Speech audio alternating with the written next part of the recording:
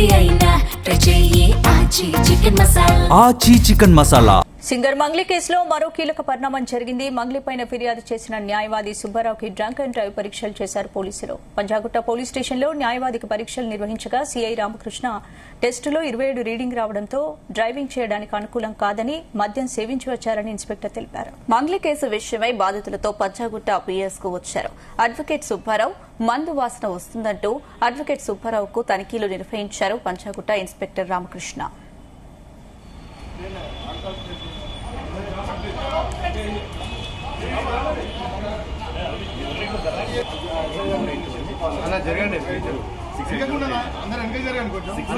అంత ముందు పెట్టకండి.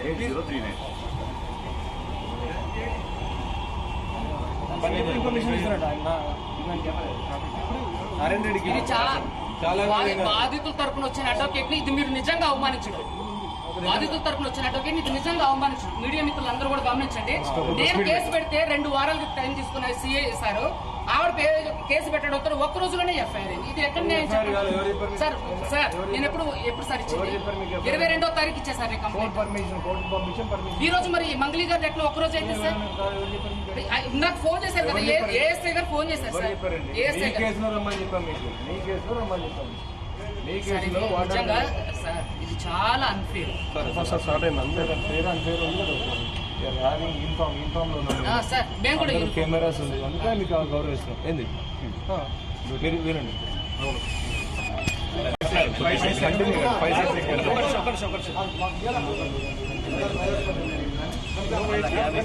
దాన్ని నొక్కకండి, మీరు దాన్ని నొక్కకుండా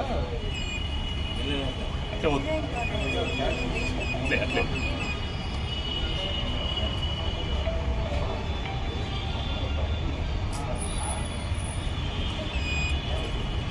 27% ఉంది కన్జ్యూమ్డ్ ఆల్కహాల్. మీరు 27% ఇదంతా తీసుకుంటారు. ఆల్కహాల్ కన్జ్యూమ్ చేశారు. పాజిటివ్ నెగిటివ్ చెప్పండి సార్. పాజిటివేనండి, ఆల్కహాల్ కన్జ్యూమ్ చేశారు బట్ డ్రైవింగ్ చేయడానికి ఎలిజిబుల్ అంతే సార్. ఇది చూడండి, కేవలం కూడా భయపెట్టే మభ్య పెట్టే ప్రయత్నాలు ఇవన్నీ కూడా సార్. ఇవన్నీ కూడా భయపెట్టి మభ్య పెట్టే ప్రయత్నాలు లీగల్ ప్రొసీజర్ గానే వెళ్తాం సార్. మీరు మీడియా వాళ్ళు కూడా ఇక్కడ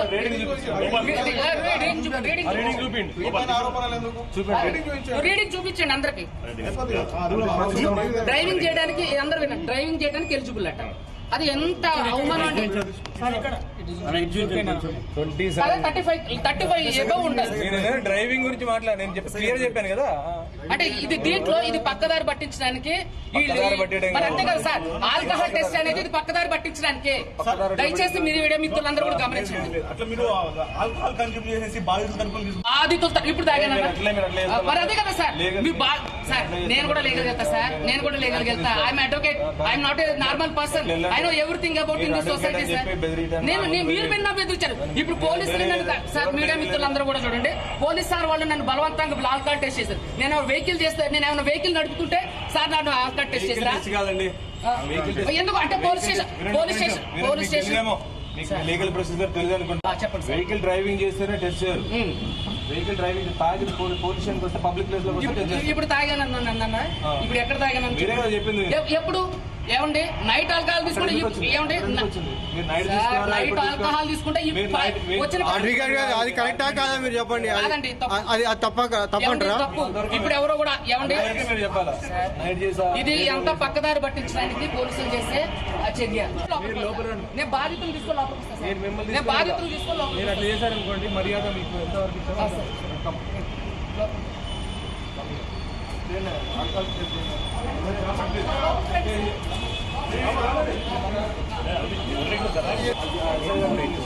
అలా జరగండి. బాధితులు ఇప్పుడు తాగాను మరి అదే కదా సార్. సార్ నేను కూడా లీగల్ వెళ్తా సార్, నేను కూడా లీగల్ వెళ్తా. I'm advocate, I'm not a normal person. I know everything about in the society sir. మీరు విన్నా బెదిరించారు. ఇప్పుడు పోలీసులు నన్ను సార్, మీడియా మిత్రులందరూ కూడా చూడండి, పోలీస్ సార్ వాళ్ళు నన్ను బలవంతంగా ఆల్కహాల్ టెస్ట్ చేశారు. నేను వెహికల్ చేస్తే, నేను ఏమైనా వెహికల్ నడుపుతుంటే సార్ నన్ను ఆల్కహాల్ టెస్ట్ చేశారా? ఎందుకు అంటే పోలీస్ స్టేషన్ మీకు లీగల్ ప్రొసీజర్ తెలియదు అనుకుంటా. చెప్పండి సార్. వెహికల్ డ్రైవింగ్ చేస్తేనే టెస్ట్ చేయరు. వెహికల్ డ్రైవింగ్ తాగి పోలీస్ స్టేషన్కి వస్తే పబ్లిక్ ప్లేస్ లో వస్తే టెస్ట్ చేస్తారు. ఇప్పుడు తాగానన్నా ఇప్పుడు ఎక్కడ తాగాను మీరే కదా చెప్పింది. ఎప్పుడు ఏమండి నైట్ ఆల్కహాల్ తీసుకుంటే ఏమండి నైట్ ఆల్కహాల్ తీసుకుంటే వచ్చిన అది కరెక్టా కాదా మీరు చెప్పండి. కాదండి, అది తప్పంటారా? తప్పు. ఇప్పుడు ఎవరో కూడా ఏమండి మీరు చెప్పాలా నైట్ చేసా ఇది ఎంత పక్కదారి పట్టించడానికి పోలీసులు చేసే చర్య. నేను బాధితులు తీసుకోవాలి, నేను మిమ్మల్ని నేను బాధితులు తీసుకోవాలి. నేను అట్లా చేశాను అనుకోండి, మర్యాద మీకు ఎంతవరకు ఇచ్చారు.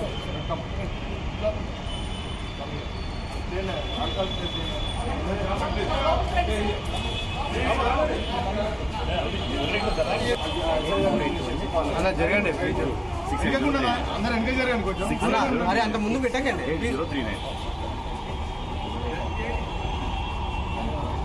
ఇన్ఫర్మేషన్ ఇస్తున్నాడు ఆయన. నారాయణ రెడ్డికి ఇది చాలా చాలా బాధితుల తరపున వచ్చిన అడ్వకేట్ ని ఇది మీరు నిజంగా అవమానించడం. బాధితుల తరపున వచ్చిన అడ్వకేట్ ని ఇది నిజంగా అవమానించడం. మీడియా మిత్రులందరూ కూడా మిమ్మల్ని ఇబ్బంది పెడుతున్నారని చెప్పేసి, మమ్మల్ని వేధించారని చెప్పి మమ్మల్ని అందరినీ ఇబ్బంది పెట్టారు, మమ్మల్ని పలానా అడ్వకేట్ సుబ్బారావు ఇట్లా వేధించారని ఆమె చూపించిందండి ఒక వీడియో. కనీసం ఒక్క వీడియోని మీడియాకి రిలీజ్ చేసిందా? ఇంతవరకు కూడా మేము ఎన్నో వీడియోలు రిలీజ్ చేశాం, ఎన్నో ఎవిడెన్సెస్ ఇచ్చాం. సింగర్ మంగ్లీ ప్రధానంగా దీంట్లో నిందితురాలని చెప్పి మేము అందరికి చెప్తూనే ఉన్నాం. అంతకుముందు ఇంటర్వ్యూలో కూడా మేము అందరికీ కూడా మీకు వీడియోలు, తర్వాత డబ్బుతో ఉన్నటువంటి వీడియోలు కానివ్వండి, తర్వాత చాలా వరకు ఆమెతో కలిసి దిగిన ఫోటోలు, ప్రధాన నిందితులు వాళ్ళతో కలిసి దిగిన ఫోటోలు అన్ని కూడా నేను మీడియాకి ఇవ్వడం జరిగిందండి. అదే విధంగా ఈ రోజు పంజాగుట్ట పిఎస్ లో బాధితులు కూడా మంగ్లీ మీద కేసు పెట్టడానికి వచ్చారండి. వచ్చినప్పుడు పోలీసులు ఏ విధంగా వ్యవహరించారో మీ అందరికీ తెలుసు. ఇది కావాలని పెద్ద ఎత్తున జరిగిస్తున్నటువంటి నెట్వర్క్ అండి. పోలీసులు కూడా ఇక్కడ నాకు అంటే సపోర్ట్ చేయకుండా మా ఏదో విచిత్రంగా drunk and drive alcohol test చేసి మరి లోపలికి పంపించడం, ఇలాంటివన్నీ కూడా చాలా అవమానకరంగా చేశారు.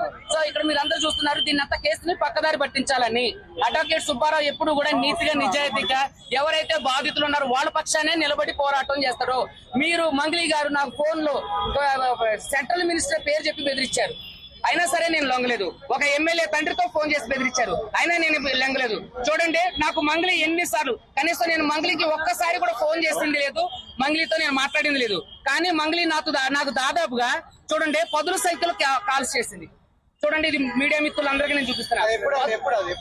ఆ రోజే ఏది పూజారి నాగేశ్వర గారి ఇంట్లో నేను మొత్తం మాట్లాడాక మీరు క్వశ్చన్స్ చేయండి సార్. అయితే పూజారి నాగేశ్వర గారి దగ్గర ఏదైతే మీటింగ్ జరిగిందో దాంట్లో నేను ఒప్పుకోలేదు. దాంట్లో ఒప్పుకున్నప్పుడు నాకు ఎన్నిసార్లు కాల్స్ చేసిందో చూడండి. అదే విధంగా ఈ రోజు నేను ఊరికనే ఏది కూడా చేయట్లేదండి. మా దగ్గర బాధితులు ఉన్నారు.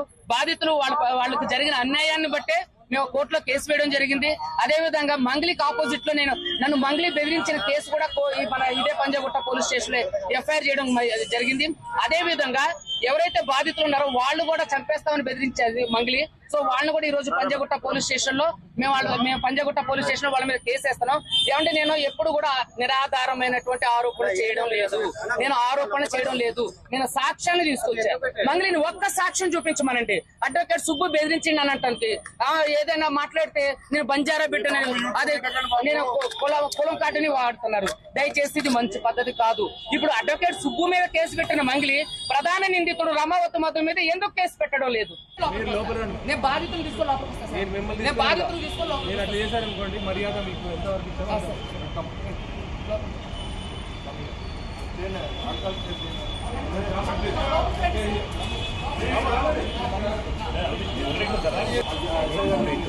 అలా జరగండి. అందరూ ఎంకరేజ్ జరగండి కొంచెం. అరే అంత ముందు పెట్టకండి.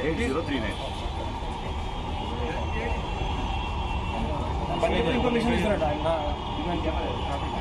నారాయణ రెడ్డికి ఇది చాలా చాలా బాధితుల తరపున వచ్చిన అడ్వకేట్ ని ఇది మీరు నిజంగా అవమానించడం. బాధితుల తరపున వచ్చిన అడ్వకేట్ ని ఇది నిజంగా అవమానించడం. మీడియా మిత్రులందరూ కూడా గమనించండి. నేను కేసు పెడితే 2 వారాలకి టైం తీసుకున్న సిఐ సార్ ఆవిడ కేసు పెట్టడంతో ఒక్క రోజులోనే ఎఫ్ఐఆర్ అయింది. ఇది ఎక్కడ న్యాయం చెప్పండి సార్? నేను ఎప్పుడు సార్ ఇచ్చింది 22వ తారీఖు ఇచ్చేసారు కంప్లైంట్. ఈ రోజు మరి మంగ్లీ గారు ఎట్లా ఒక్క రోజు అయితే సార్? నాకు ఫోన్ చేశారు కదా, ఏఎస్ఐ గారు ఫోన్ చేశారు సార్. ఏఎస్ఐ గారు నిజంగా సార్ ఇది చాలా అన్ఫేర్ సార్. మేము కూడా కెమెరాస్ ఉంది, అందుకే మీకు గౌరవిస్తాం. ఏంది మీరు వినండి.